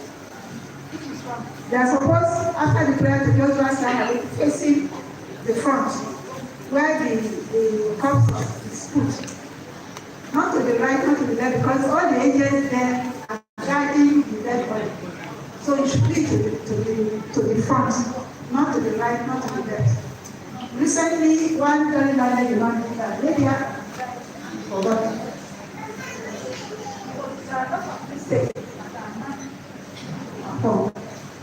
So if we have opportunity, if they read the content from correction, we should thank God. They don't have to come back and say the 10 course. Because our prayer, not at citing the Quran, not as sequential order as put in the Quran. They are done the first rakah and maybe Surah Al-Ikhlas, close around. Then you go to second rakah, go and do Amana Rasul. It's supposed to be followed according to the sequence in the Quran. You don't go to the back and then come to the front. If you want to do Surah Al-Baqarah and Surah Al-Ikhlas in the prayer, start with Surah Al-Baqarah. Second rakah, Surah Al-Ikhlas. Don't do Surah Al-Ikhlas and second rakah, Surah Al-Baqarah, for instance. Or Surah Al-Quraysh. Because that is before Surah Al-Ikhlas. So it's very important to observe this. And then, what I also noticed some people confused, after doing the Iqamah, instead of saying, La ilaha illallah, wahdahu la sharika lah, there is no, Rasulullah has no business with Salah, with your Almighty Allah. So don't say, La ilaha illallah, say, Sayyidina Muhammad sallallahu alayhi wa sallam. No. Even he himself said, La ilaha illallah, wahdahu la sharika lah. But when they call prayer, you can say, La ilaha illallah, Muhammad Rasulullah sallallahu alayhi wa sallam. But when they do Iqamah, you want to pray. The response is, La ilaha illallah, wahdahu la sharika lah. If you want to continue. But don't say La ilaha illallah, Muhammad Rasulullah. Some imam will even say it loudly for people to follow. So there are a lot of little mistakes that deplete the blessings. May Almighty Allah count it as mistakes for us and perfect and rectify it for us. The last question is on Juma class. Very important. Sister, to approach Juma prayer, you need to do your special bath. And when is the time for this special bath? Once the sun is up. And the sunrise these days is around 6:30 or thereabout, or 6:45. So you can go to the bathing. Then it starts with, it goes on with Qur'an, which is part of the prayer. Without it, Juma prayer is not complete. So those who go when they come at the sun during Juma, just to go and do the 2 rakah. They are not doing Juma prayer. So sit down quietly, observe the Uqba, and when the Uqba is on, you are not supposed to touch anything, say anything, or do anything. Very important. You can't touch your rosary, you can't recite Quran, you can't talk to your neighbor, you can't answer phone calls. Just sit attentively and listen to the Imam. When that finishes, when you are rising for prayer, if you now want to talk to neighbor, maybe you want to adjust the hijab for her, or you want somebody to come so that the door will be filled, that is why you can talk. But when the khutbah is on, don't talk. Don't move, don't say anything. Don't wash any dirty for your body or take your rosary or even push your bag anywhere. Don't touch anything. That is how to maximize the benefits for Juma prayer. It's a very delicate prayer. Then, once you take that bath, you can take it before you leave your home. It's very easy. Maybe after your normal bath, set water aside that you have not touched. Then you just take it and do your Juma prayer with intention, and then wear your clothes and go to the office. If you forgot to do that when you go to the office, if you have bathing place before Juma prayer, some masjid have bathing place. Like I think Anur has shower, and I know of one or two Ansarudin also have cups with buckets, or not shower. So if you remember to do your fasting for prayer, you can go to the toilet maybe 15 minutes before time, before you wear your clothes. So it's a very easy practice to earn a lot of blessings in Islam. Let's not forgo any. Anything we don't know, let us ask.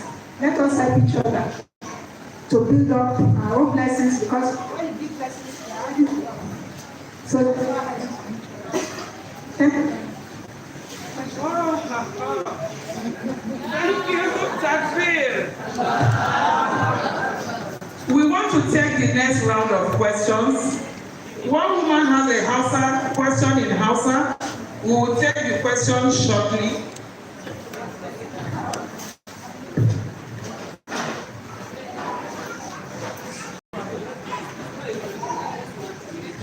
Okay.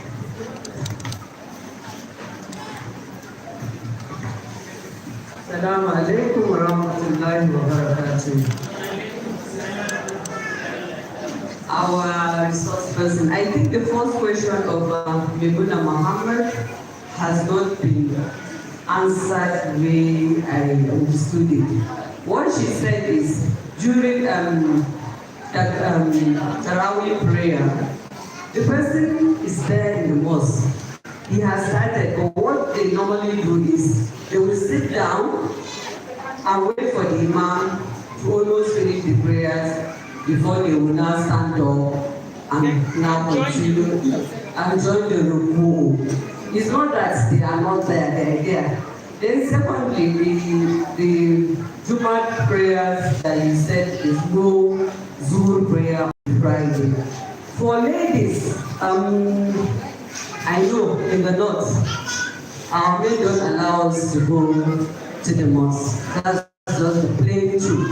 So, when they are at home, what do we do? Is it the Juma prayers, which is 2 rakats, or are we going to do 4 rakats? Alhamdulillah. Sister, on the Tarawih prayer, I'll take that one first. When you see people who come and either the Imam is giving recitation, they sit down. And when it's time to do ruku or sujood, they stand up and do it. They are not completing the prayer. You see that they are sick and they can't get up at all. Or if they can get up, they should get up and try the prayer properly. So please don't imitate them. And some of them get to correction. Some you correct and they insult you. I try to correct some that I believe that they can improve on their prayer habits and they insult back. So Almighty Allah will wait. But Almighty Allah's mercy. But if they are doing it intentionally, they should also know that they are not updating their record properly. Because you went there for praying. Doing the whole prayer the way it's supposed to be done, with qiyam and ruku and sujood are all part of the prayer. So they should learn to do it properly. There are lots of vitamin tablets these days. Some people take Supradine to energize them, multivitamin to be able to do the prayer. It's just for 4 weeks in the whole year. So let's maximize it. So on the habits in the northern part of Nigeria, it's a disadvantage to the women, unfortunately. And these days I notice that more women are started coming out. Because some masajid now have places for women. And when they are coming, your children follow. Children are also in the habit of learning better. They depend on their mother. When you sit at home, the children sit at home. When you come to the masjid, the children come to the masjid. If that is the only way the men can understand why you should go out for Juma prayer, please let's convince them. And if there are men that will not say you argue with them, Ask them where it is written in the glorious Quran that women should sit down at home and not go for Juma prayer. If it is the normal other prayers, maybe they will say that, okay, the mosque is too far, or it is better to pray at home because they cannot escort you and they are afraid that some other men can talk to you. But Juma prayer is very important. Even they will arrange for you to go in congregation, or they can build a mosque near the area for men and women. But if they repeat your blessing by not going, Almighty Allah will not take from their own blessing to add to yours. So please let us encourage them to allow us to go. Sorry. Well, okay, I'm coming to you, ma'am. I started from there. Let me continue from where I stopped. There's one question. She said, so if you are doing Juma outside the mosque, is it 2 rakah or 4 rakah? What I know is that Juma prayer is 2 rakah. And there is no full prayer during Juma day. So I cannot say if you do 4 rakahs during Juma day, it has covered Juma prayer. But Juma prayer has a whole surah in the Quran and specifically tells us disengage from whatever you are doing or during the Juma day to go and attend to that prayer. When you finish that prayer, come back to what you are doing, continue with your life as normal. It is there in the Quran. Why should somebody deprive the other? If the person wants to marry your daughter, make it a condition that my daughter must go for Juma prayer. Because where you go, women are praying during Juma. When you go to Mecca, you pray during Juma. When you go to Medina, you pray during Juma. You go to Masjid Kuba, Masjid Kiblaté, you pray during Juma. Masjid Al-Aqsa, women are there. Why should we be deprived? It's part of our... I look for it, it's not... That cannot be supported through the Quran and the Sunnah. And yet, it's Almighty Allah that created us that said we should do this. And it's only written for men and women, not for men and women. Please let's form the habit of going for Juma prayer. The blessing is uncountable. Juma day is a special day. There are a lot of activations that women do. Assalamu alaikum. My name is Ramadhan. My question is it allowed to observe Naftak prayer in congregation outside Ramadan? For example, maybe after Isha prayer, that some people observe congregation.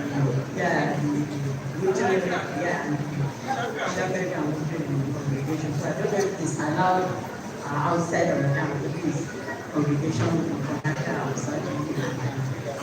All right, that's first question. You have a question? Okay, go ahead.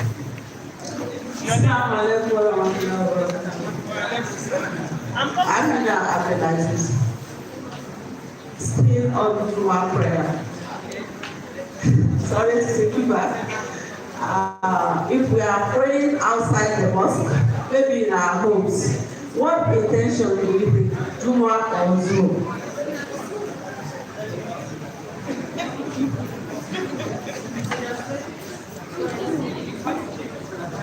Yes, we have to continue.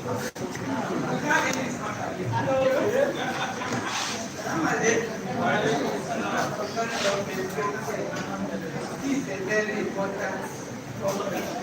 When I was looking for what I said, when it's on a platform, I said yes, but that is a very good our organizers should find a way to listen and discuss because I have a lot of questions. So let me go straight to my question. Very simple question. This is a Ramadan. I don't know at what time was born during fasting. Because to me, I'm always conscious of when to stop eating. Like, I want that at 5 o'clock.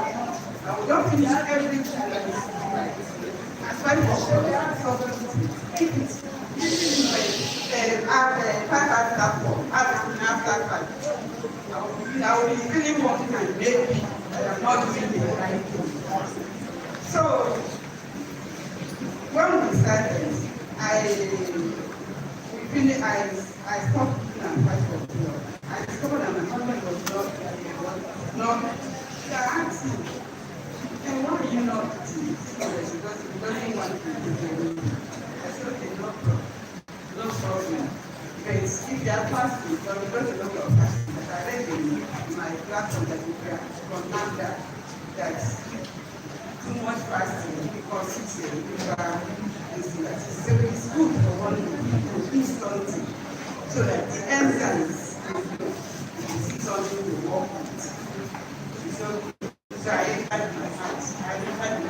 When I came out, I saw him drinking water around 15 minutes past 5. I said, why are you taking me? He said, it's normal. Why are you taking me water like this? So he said that it's only when they go right that you stop eating. I said, you know, these days, some mosques used to come back stand by 5:30, from 5:20. You know, you said you can see that you will eat, but you eat not with that time. He said yes. I said, okay, since we're having a Ramadhan, let me ask this question so that you put me. Then I will laugh at this one. In fact, you are not the only one in that confusion of when to stop eating. I've taken how many questions? 3. Farhana has a question. No, Farhana has a question. Yes. Farhana, just sit down here. I want to take from Farhana.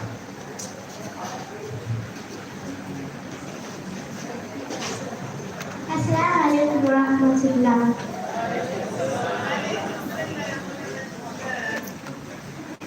Question is, why does some Muslim women doesn't come for Jummah's prayer every Friday? Because we are menstruating.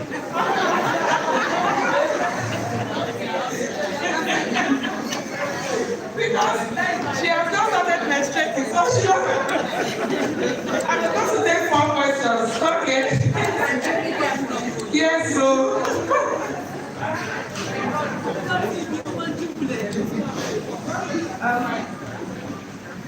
My question is, what is the correct hijab for Salah? And are women not supposed to do the rows from behind in Salah? Is it not supposed to be from behind and not from the front? One of the questions I have about filling the rows, because you mentioned the rows from Farhana. She said, what is the correct hijab for women? Yes, for women. And are we supposed to fill the rows from behind or from the front? I will start by throwing light on the first question by Sister Zahra on Nafla. Of course, Shadow Wishing is part of Nafla. Like after the Ramadan period, after Tarawih, some messages, they observe Shadow Wishing after the Shad prayer. It is allowed. And you can join up to Shad period if you know you are going to do Tahajjud. If you are not going to do Tahajjud, you can do all. You can also not do anything until you finish your Tahajjud prayer. So it's not clear. Some people even said you can do all Shakra witchery, and after your Tahajjud, you repeat the witchery. That's what you do all that. But ideally, it is 2 rakahs, and then after Tahajjud, you do your nafla. And any other place where you see nafla being done, that is for supplication to Almighty Allah, you should join them. There are some women who, where I was in Lagos before, we meet once a month for nafla prayer during the Tahajjud time. So if you have time like that, you come, then some will bring some little parts like tea items and so on, they can take just qualify take their time.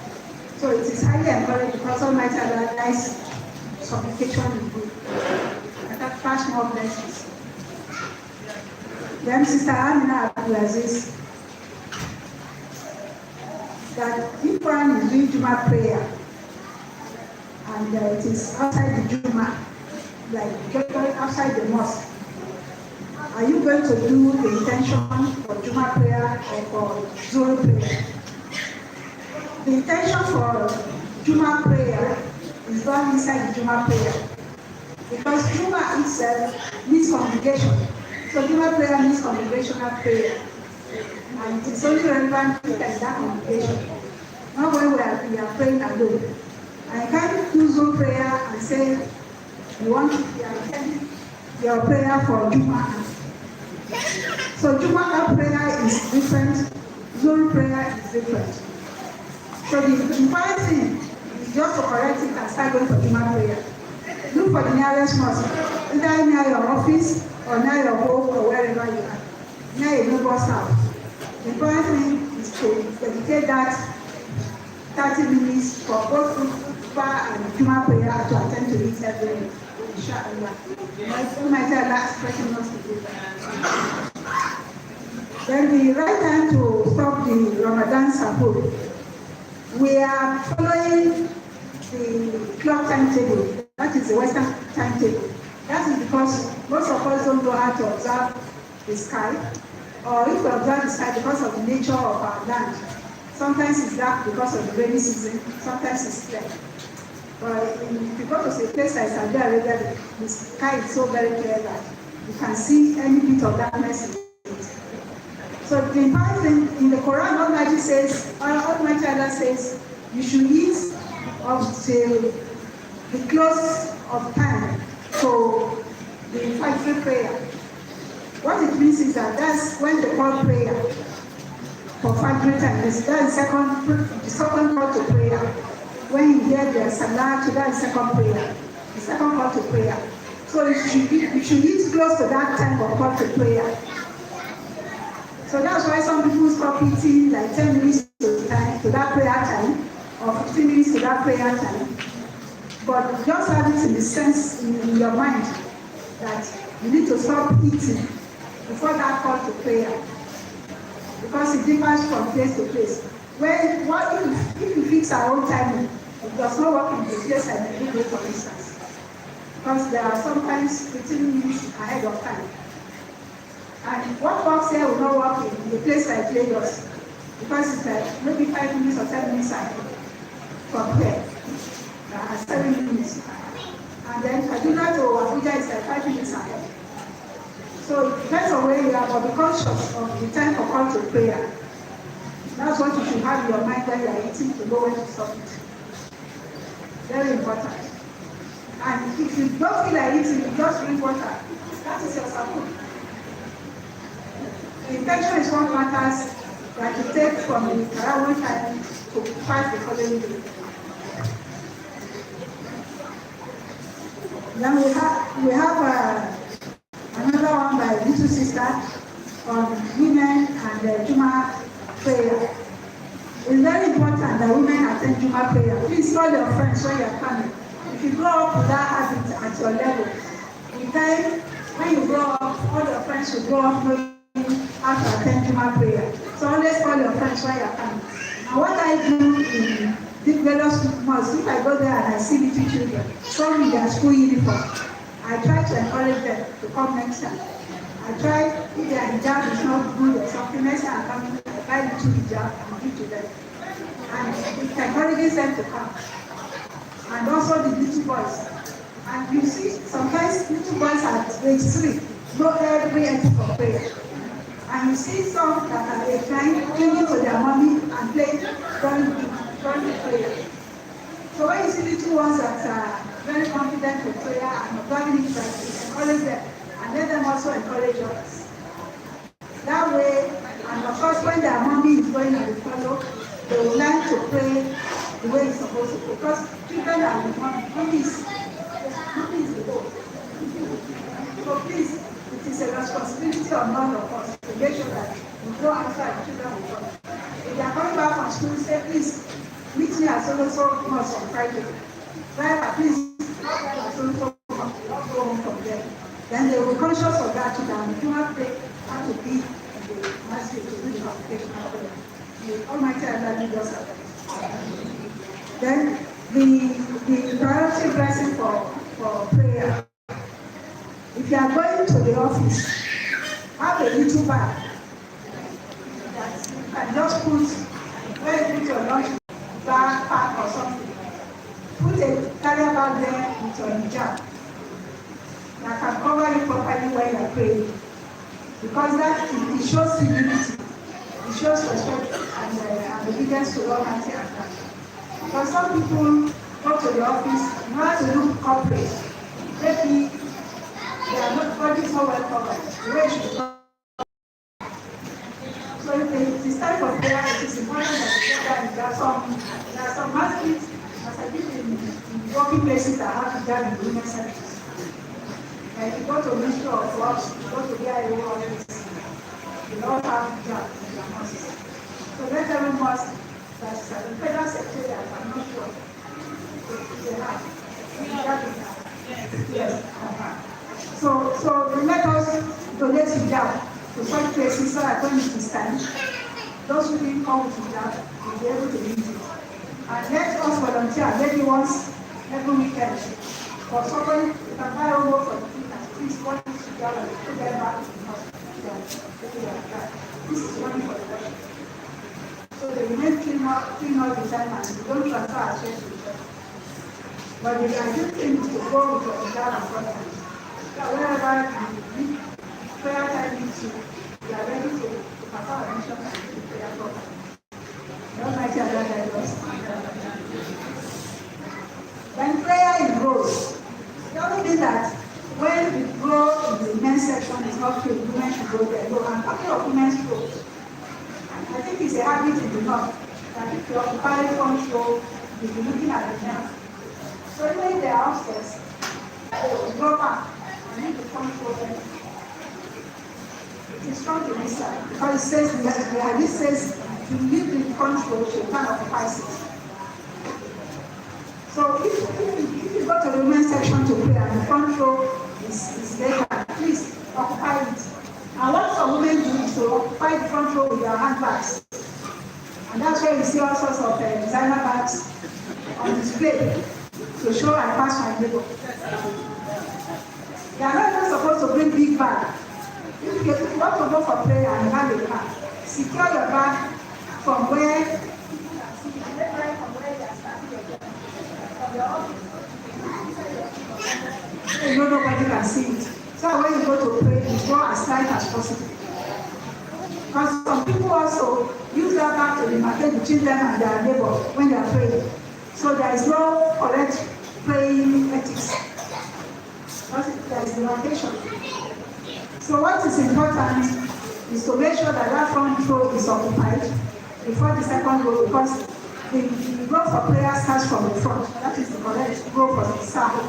It's from the front and it goes back. Then you see some people when you are in front, they will draw you to come and join the row at the back. Please don't do that, because it's very wrong. Then you see some people when you are praying and there is space, they will draw you from the right to join them at the left. The correct ethics for prayer is to move right. So I don't want to go on the left, to move right, not move from the right to the left, and not to go back. Sound is not backward, it's forward. So I hope I answered the question correctly. Thank you very much. We still have more questions. Ina da tambaya.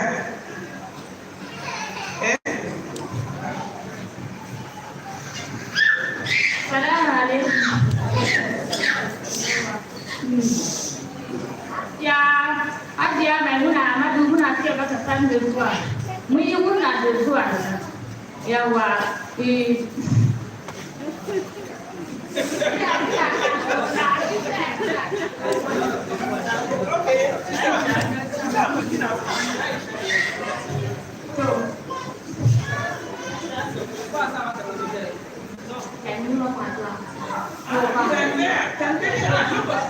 Lokaci addu'a bai yi ba.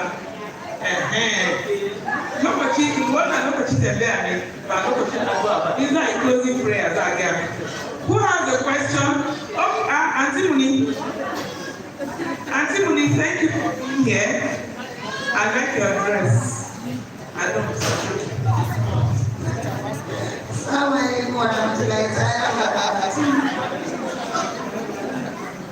Sorry, my question is sometime in congregation prayers, you see some people, even when a man has already raised their head is still down.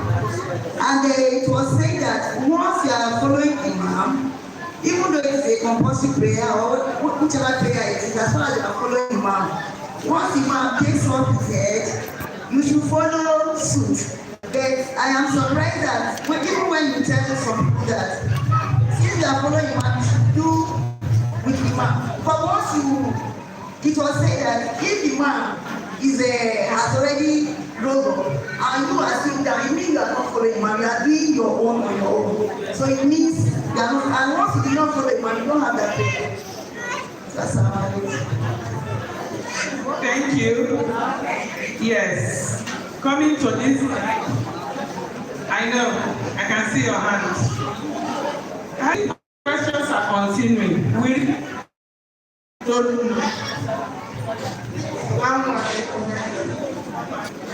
My name is Fatima.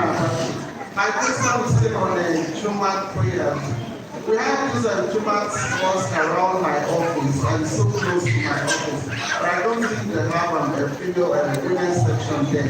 So normally we, the women in the office, we follow from our office. Is it right? We don't go to work, we follow from the office. So are you following from your office? Is there any other question from here? Huh? Yes, the high table. Let me come to them now. Assalamu alaikum wa rahmatullahi ta'ala wa barakatuh. Obviously, Salat starts with intention, followed by ablution. Most of us don't get our ablutions right.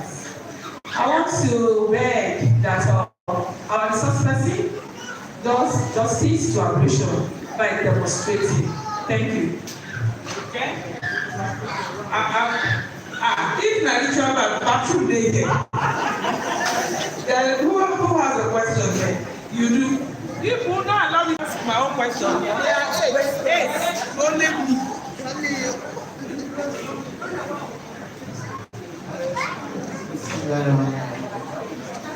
Assalamu alaikum, dear sisters and the few brothers that are here.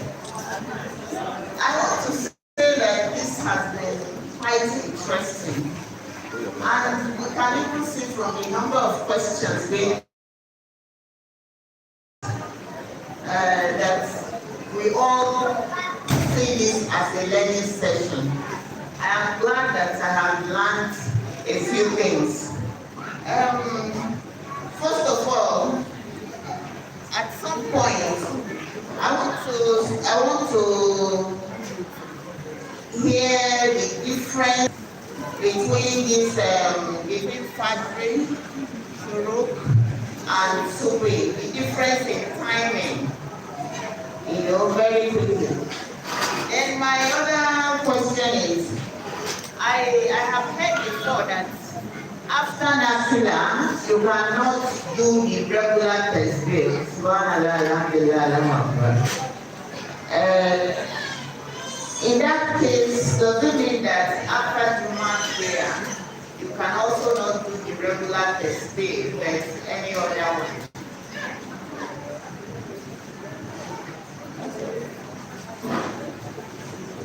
Are you done?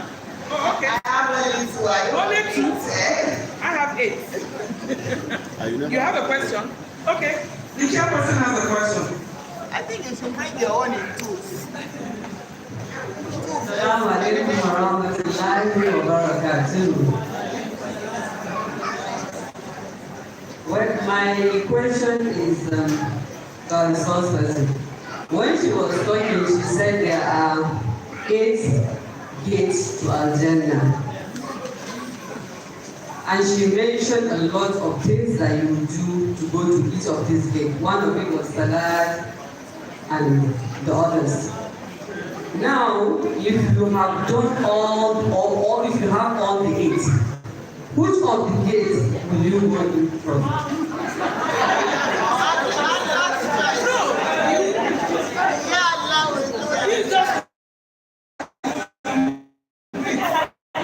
Like this. You do your work, you do all things, everything. I think unlike the size. Unlike the size now. Don't worry, we are using the fact gender to the results.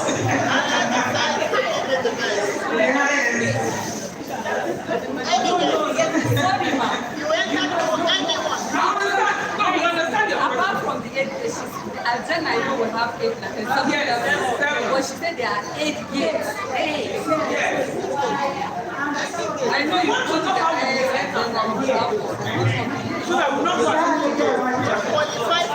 This is a very interesting question, and let me start with that first. The 8 days to Jannah, when you are praying, especially during the annual, please let's listen to this. Very important. When you are praying during your Qiyamul Layl, there is some special supplication, especially during sujood. Beseech Almighty Allah to recognize you and your good deeds at every place of Jannah. Recognizing you and your good deeds does not mean it's like going to Beit Haram to go and pray, the house of God. It doesn't mean everybody should enter inside the Kaaba before Almighty Allah recognizes that you are there and answer your prayer. You know, during the time of Nabi Ibrahim alayhi salatu wasalam, how many people are on earth? So even if they are doing tawaf, it was just a very small distance, and everybody could do that, and people step into the Holy Kaaba. Today, even that place is still dark out. Only way, of course, our opportunity when it was open to even go right inside, do prayer and follow. Depending on which year you started going or something. So, that way that you must enter the gate to open for you. And then passing through. Let's say this is gate 1, gate 2, gate 3, up to when you get to Ghana. You don't get around, let us see each other. So, it can be more beautiful than water, but then it's just like a small sketch. Gate 1, Babu Salah. Your good deeds are recognized and credited. And you're going. If you qualify for this one, you will tick. They are going, this one will tick. Perhaps it's after the bubble as zikri that you now see a big opening that will now go to the end of China. Almost that's almost 8 days. If you are qualified, you should be mentioned. But that will not determine which level of Ghana the person is going to.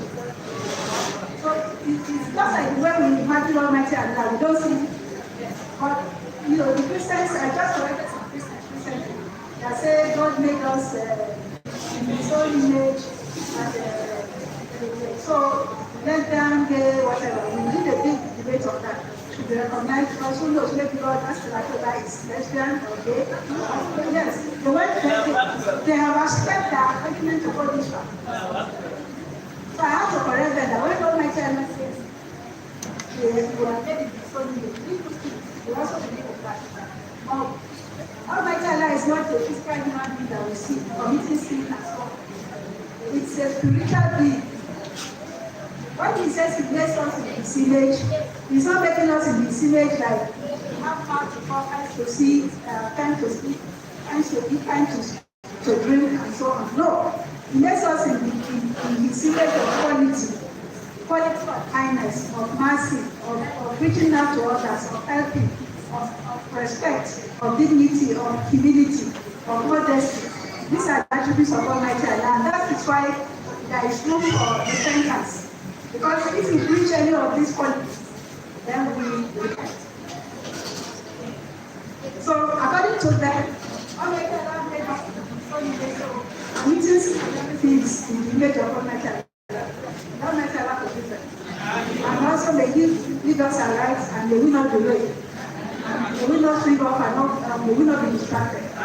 So this is Almighty Allah is loving like a human, they are making a mistake.